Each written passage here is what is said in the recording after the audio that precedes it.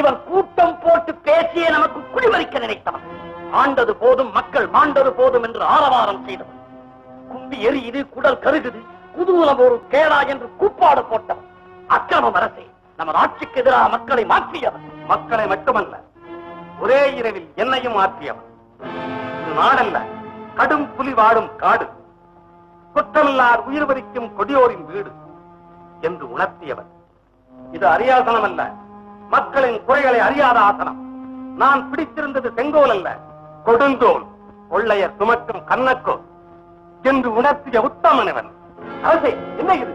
நன்மை செய்வதே என் கடமையாகும், நன்மை செய்வதே என் கடமையாகும், நன்றி சொல்வதே என் கண்ணியமாகும், நன்றி சொல்வதே என் கண்ணியமாகும், நட்பை வளர்ப்பதே என் லட்சியமாகும், நட்பை வளர்ப்பதே என் லட்சியமாகும். என் கண்களை கட்டினாலும் என் பார்வையிலிருந்து உங்கள் பாதையை மறைக்கவே முடியாது. சரி சரி, அங்க வந்து கண்ட கேள்விகளை கேட்க கூடாது. எங்கள் தலைவர் மிகவும் கண்டிப்பானவர். நானாக கேட்க மாட்டேன், தானாக தெரிந்து கொள்வேன். போதும் போதும்,